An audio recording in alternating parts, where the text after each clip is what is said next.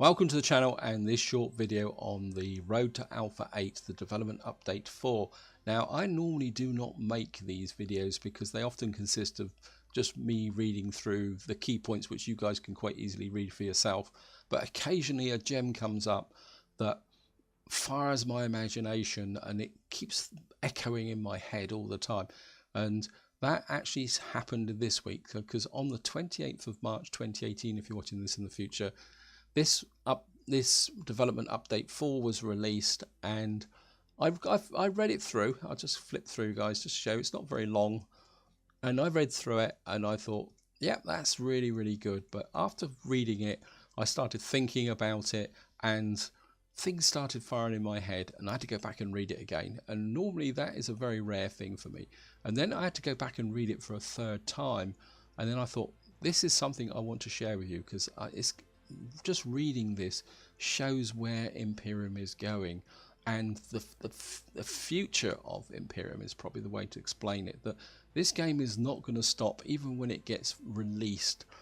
There's just so much potential in the game, and that is the reason why I want to share this with you guys. I'm going to try and keep it short, but you never know, guys. So the update starts quite standard. It says here the solar system generator is making good progress. The most recent version now includes a full preview for planets and orbits in the solar system. Now, I don't want to belittle this, guys. This is really fantastic, especially here you can see the graphic of the new solar system and the fact that you can design it. And down here you've now got the method for creating custom biomes. All the different colors here represent different biomes, and this is going to be a real asset for people who want to create their own scenarios. And I think that is really awesome, guys. And that, again, that shows where the game is going, because I can see in the future the possibility that as the, how can you say, I wouldn't say system, maybe the galaxy grows, I can see, especially in multiplayer, people actually creating their own planets, and it'd be really fantastic if that could happen. And moving on to section 2, it says planets in the past week have made 3 major improvements. New terrain has considerably increased view distance, and you can see the difference in these two images here, guys. And I think this is probably the product of having larger planets, the fact that they can now have something over the horizon which really is going to enhance the game as it goes forward. We still have to decide on the actual view distance from a gameplay perspective. As you see, the new terrain would allow for very huge view distance. Now, the possible risk in that is the fact if they bump the view distance up too far, anyone with an older machine that doesn't really have a good graphics card may start to get a performance hit. And this next one, red and green wall removal, and I think this is an example of how this update kind of hits you between the eyes, because you can read this and it says, oh yeah, they're going to take away the red and green walls, and it says we've improved the removal of the red and green walls, still needs testing.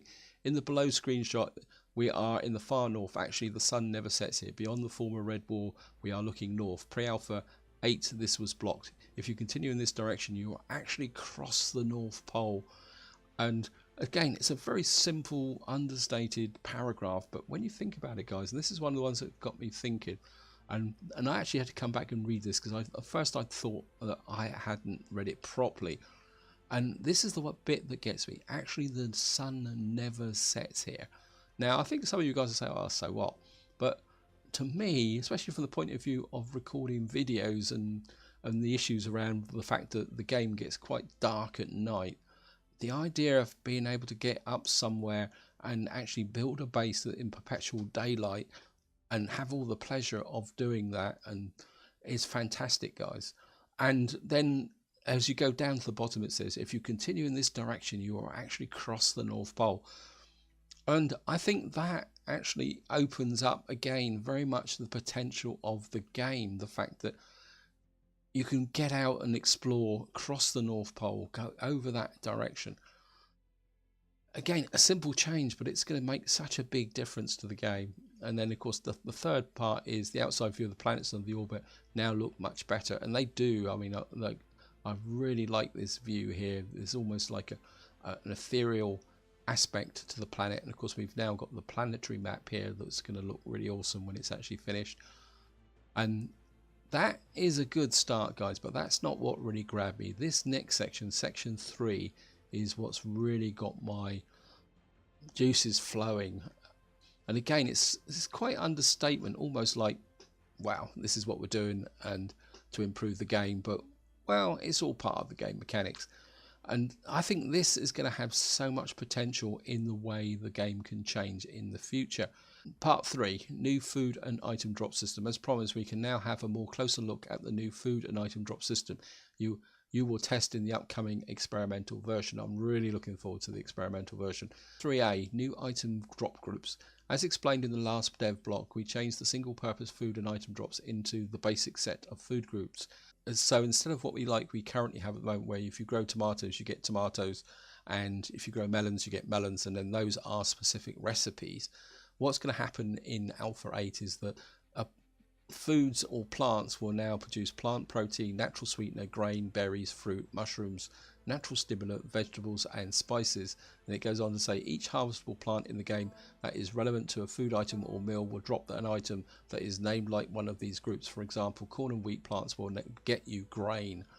There are other plants that did not see a change yet, like Varon root, which still drops Varon roots, but this may change as we explore categories and new food groups in the future.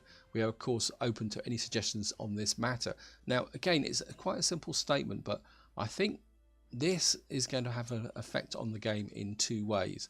The first one is that at the moment you go to another planet and quite often the plants are very similar, like there's like fiber plants or something that grows on Akua and Omicron, but this is going to open up so much potential for other planets, alien planets, that will have different plants on them, so that you will be able to kind of explore that planet and you will see a creature and you will think, well, what is that creature?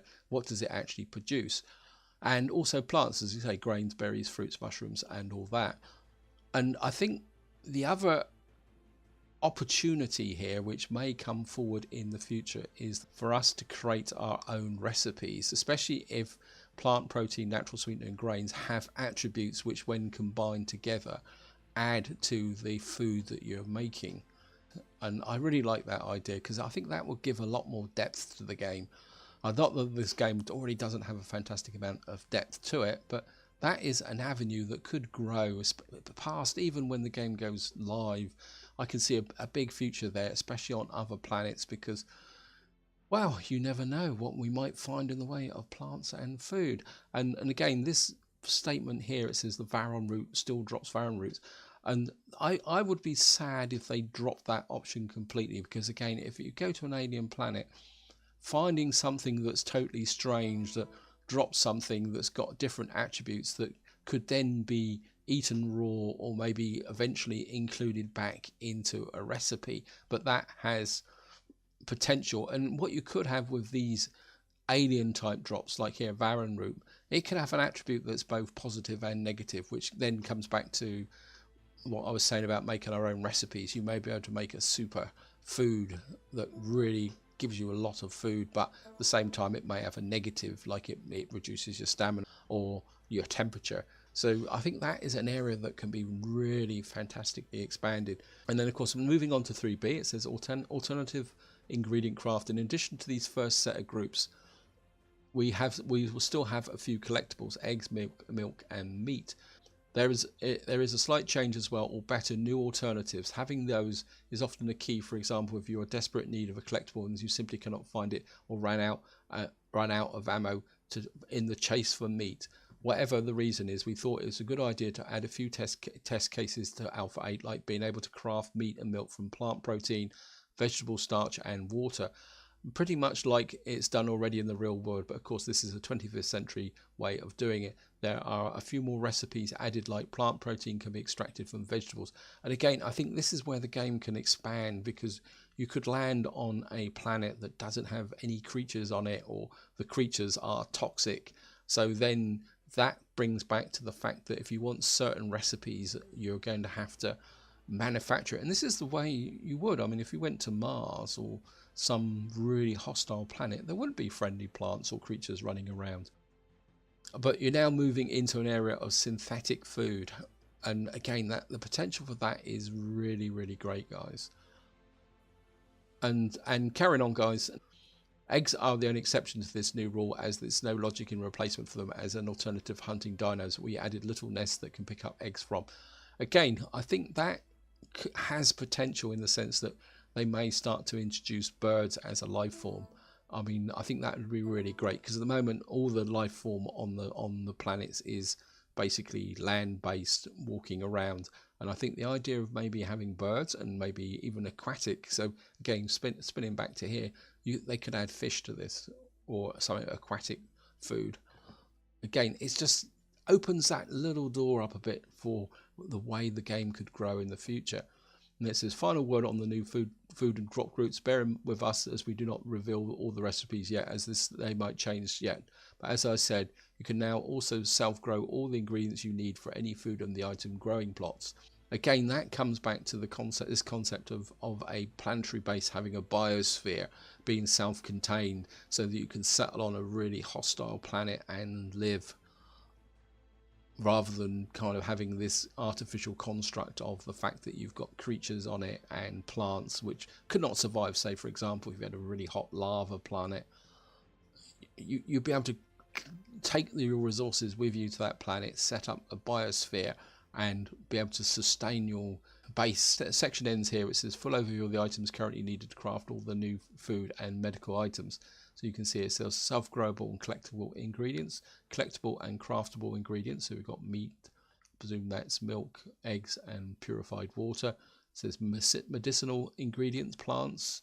So it's obviously those are going to stay, but I think that's going to be talked about a bit more in the next section. Medical ingredients, animal, and NPC. Okay, now moving on to section 4. Now this is going to be very interesting. Again, like the food items, this is going to open up a whole potential new direction for the game, and to give more layers to things. And it says so let's kind of get into it, guys. It says 4 status effects and their remedies.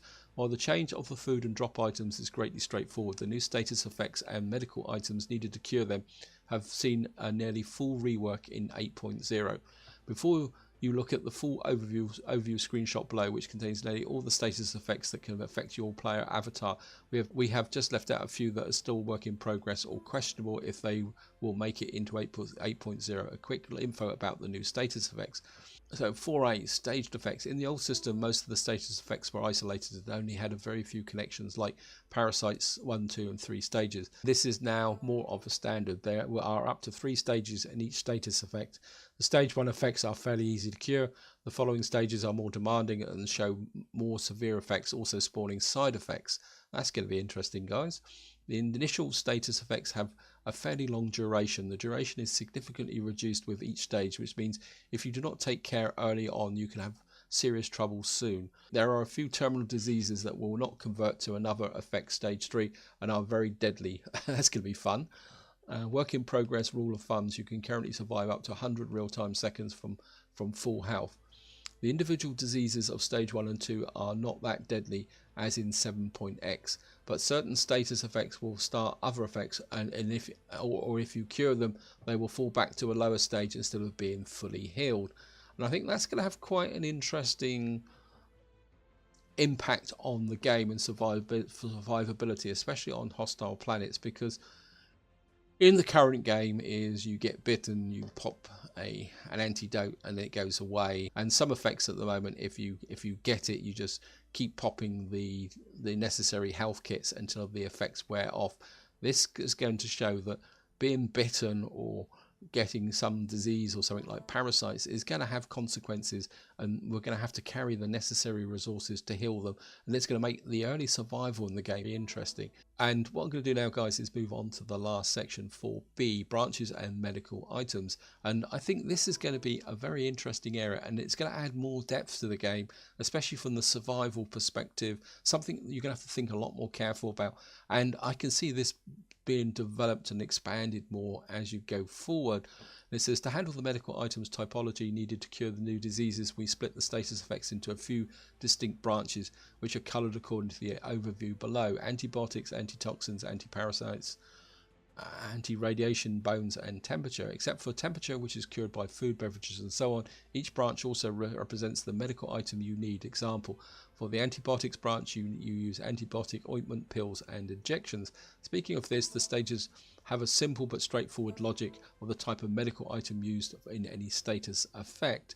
And you can see, and I think this is alluding at the fact that to cure the stage 1, which is in this first section here, which may be just your first bite, or stage 1 parasites, you could use ointments, but if you let it develop, you've got to use pills, and then you've got to use injections. So this means that they're going to move away from this one option cures everything. You just keep whacking it in. That if you don't deal with something immediately, it could become complicated, which is what happens in real life. If you don't treat something properly, like a cut, it can get infected and that can lead to septicemia. And I think this is going to be a very interesting mechanic from a survival perspective.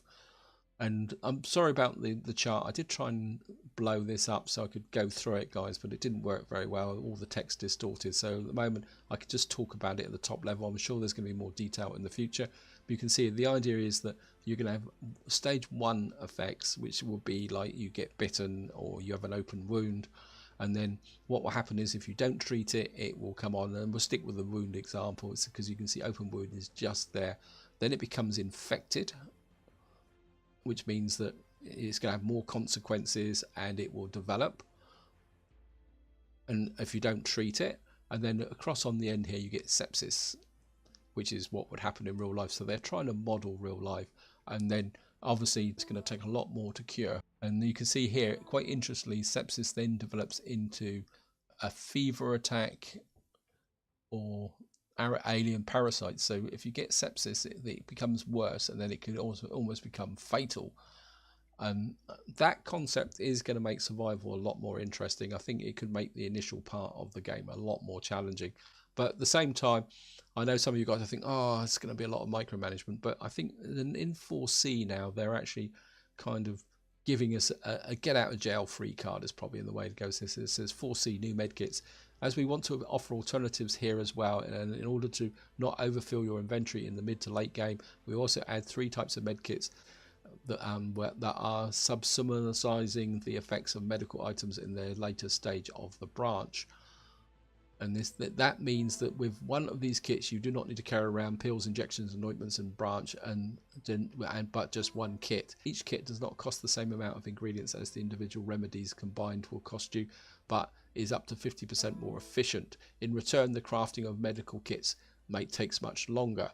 The new med kits are set up as follows: work in progress. Trauma kit equals addresses all status effects coming from antibiotics and bone branch. So if you get a cut, break a bone, you're going to need a trauma kit. Antitoxin kit takes care of all the antitoxin branch.